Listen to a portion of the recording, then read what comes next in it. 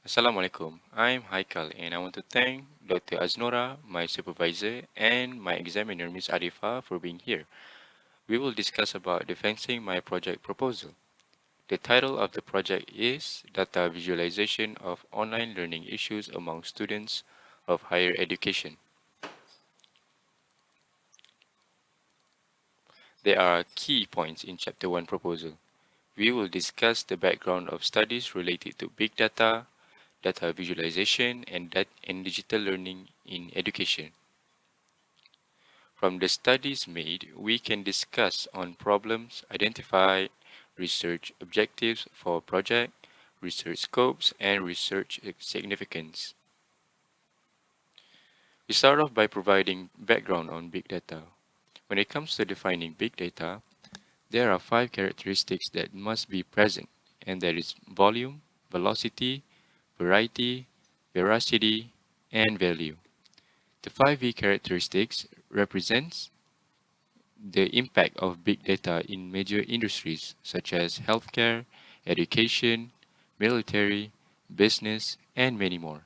Since the project is about visualizing students' issues, we are going to focus on big data in education. Data visualization is one of the most common techniques used in various sectors to describe data in the most comprehensive way, and one of them is education. Data visualization usually used in education to allow teachers in monitoring students' performance by visualizing data in the form of pie chart, line chart, or bar graph to predict future student outcomes, for example. To talk into the context of project, we are aiming to identify students' issues in utilizing digital learning. When it comes to defining the term digital learning, there are numerous terms to consider. It can be referred to as e-learning, technology-enhanced learning, and online learning, and also variety of other terms. Moving on to the defined problem statements. Majority of students in higher education are having trouble adapting to digital learning in an online environment. As stated by Shernier Wicks in 2019, the implementation of online learning, specifically in higher education, was groundbreaking, forcing universities all over the world to change their learning method from physical to a complete virtual learning. Teachers and instructors are also affected to the implementation of online learning. They don't have an appropriate learning application or platform, which is making it difficult for them to deliver synchronous and asynchronous teaching like they usually do in normal class. Developers and creators of learning application need to address these issues by developing a better learning application based on students' feedback on online learning. To do so, developers must closely monitor every aspect of digital learning problem, which leads to the third issue for this research. They need visualizations that pinpoint the issues and preferences of students in digital learning in an online environment. In order to make this project work, research objectives need to be identified. The first objective is to examine and analyze the datasets retrieved from existing research. The dataset is about students' issues in online learning, extracted from questionnaires. A data cleaning will be made to remove unwanted data to make visualization process easier. After that, a dashboard interface needed to be designed in order to keep all the visualized charts in one place where users can easily gain access to. And lastly, after the completion of the project, the dashboard needs to be evaluated in terms of its usability. At this time, some scopes has been defined to make every process in this project efficient and effective. The visualization dashboard will focus on narrowing the issues, preferences, or feedback of students in online learning. The dashboard will be developed using a dynamic visualization tools like Microsoft Power BI and Tableau, while simultaneously using the available features of the tool to design the dashboard's interface. The R programming language will be used for data cleaning and processing. As a side feature, the dashboard will also display statistical information using R language for users that prefer an in-depth data analysis. The dashboard's main theme is to make it as user-friendly as possible so that more developers and designers will be motivated to use the dashboard to monitor issues that could effectively contribute to the development of their learning application, for example. That leads us to the significance of this project. When users are feeling motivated when using the dashboard, they can achieve their goal much quicker, meaning that the process of identifying students' issues can be a whole lot faster. Users can utilize various features in the dashboard. The dashboard is capable of providing statistical information from the charts. It have interactive buttons, filtering and zooming feature, and many more. The usability of the dashboard is aimed to be as efficient as possible with the help of user feedbacks. So, iterations to the dashboards will be made in order to make every task in the dashboard functions properly. Moving on to the progress of Chapter 2. There are two keys in this, which is subtopics in literature review and the study of related works. The, lit- the literature review subtopics continue the study from the previous background of study, only this time it expands the study on tools that can be used for visualizations, dashboard terminology, design principle, data cleaning, etc. As the world moves towards a more digitalized era, machine learning algorithms are being developed by data scientists or developers to build data visualization tools that are easier for anyone to understand, analyze, or to use it. As mentioned in a study by Diamond and Mattia in 2017, even with the common visualization tools like Microsoft Excel, for instance, has the ability to create a dashboard to visualize the dataset of a bike supply chain store to see the percentage of bike sales by market in the United States. The authors also explore the capabilities of several other visualization tools like Microsoft Power BI, Tableau, IBM Watson Analytics, and Microsoft Excel. This study clearly demonstrates how rapid the growth of data visualizations technology until it has been used globally in many sectors. This led to the use of the dashboards in sectors like business or in healthcare to show insights. Dashboards are the interface that store various type of charts. In business sector, the dashboards are used to allow all employees to comprehend the statistics that are important to the department or project by gathering data and displaying patterns and occurrences, and it enables even non-technical people to participate in and understand the analytics process. In healthcare terms, dashboards are widely used in displaying medical data including bar charts, line charts, pie charts, spark lines, bullet graphs, Pareto charts, and variance charts. It may be concluded that with the quick advancement of technology, data visualization can be utilized by anybody to generate a visual representation of data, and it is better and it is also a better solution for audiences that previously had difficulty interpreting data. Despite the popularity of dashboards as a data visualization platform, few people are aware that there is a theoretical foundation for dashboard design principle.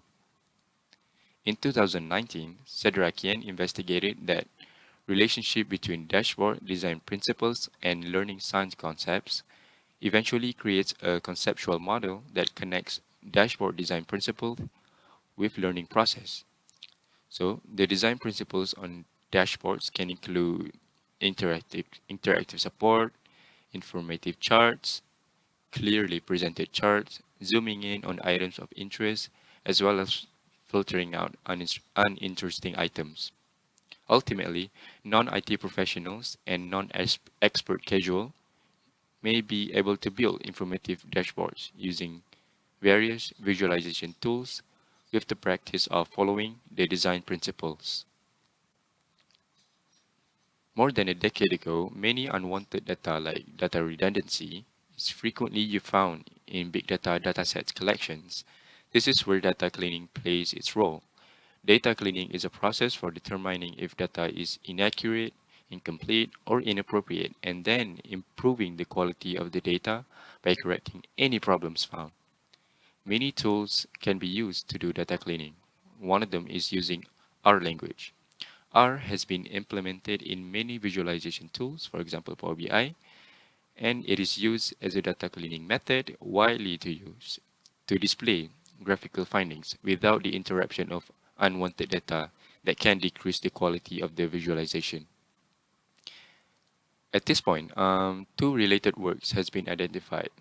The first project discusses on analyzing students' online learning behavior using the tool VSM.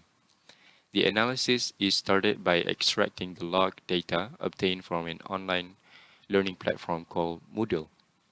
The VSM tool generates an adaptable and interpretable graphic that can describe trends in student behavior. This allows instructors to constantly visualize and track the development of students' course progress with, with little effort as possible. The results of the visualizations show some patterns of online behavior related to three activities, which is material access, engagement, and assessment. It shows that different classes uses the model platform in a variety of ways. On to the next project. It is about using heat map to increase students' awareness of their behavior in online learning. The authors perform a research in which data from the online learning environment of the Data Structures and Algorithms course at Aalto University in spring 2013 and 2014. This data collection enabled investigation into one of the teaching interventions aimed at addressing the issues in a university level computer science course. A heat map visualization is used in one of the teaching interventions to forecast the student's performance if he or she continues to act in the same manner. The heat map and line charts represent the average number of attempts per exercise, the points of first attempts, average improvement, and the distance between students' submissions to deadline. Now, let us discuss about chapter 3. The key points of this chapter is the development methodology used, the early design concepts for dashboard interface, and a full Gantt chart that represents the period of project that spanned over almost a year. The development methodology used is related to big data. It has four phases like preliminary study, analysis, development, and testing. In between of these phases in methodology, three of the main research objectives will be achieved along the way. The first phase talks about the preliminary study phase. The activities is doing feasibility studies by reviewing researchers' literature writing about related topics, and then explore the idea of data visualizations, students' problem in digital learning by studying related work, and lastly, identifying problem statement, research objectives, scope, and significance. The outcome of this phase is that I can complete Chapter 1 and Chapter 2 of the project proposal. The second phase is analysis. The activities is obtaining the datasets related to the topic by downloading the dataset files attached to the articles found in Mendeley dataset search and to implement a data cleaning process to remove unwanted data by using R language that is available in Microsoft Power BI visualization tool. The outcome of this dataset, the outcome of this phase is that datasets can be analyzed, cleaned, and improved in quality, while at the same time, research objective 1 will be achieved. The third phase is development. The activities in the phase involve in choosing which visualization will be displayed on the dashboard by using balsamic wireframe to sketch early designs of the interface. Next, I have to visualize the datasets by transforming raw datasets to a visualized charts using Tableau or Microsoft Power BI. After that is developing and design the dashboard using Microsoft Power BI, designing features. And finally, the activity is visualizing pattern, relationships, and obtain statistical results using R language to manipulate data in visualizations. The outcome of this phase is user interface can be reviewed before developing the prototype. Dataset is visualized in many forms of charts. Prototype of dashboard can be developed and research objective 2 will be achieved. The final phase is testing. The activities in this phase is performing the usability and evaluation tests to a sample of users to test the dashboard prototype. And then a user acceptance test need to be made by handing out Google Form questionnaire survey with a demo video of dashboard.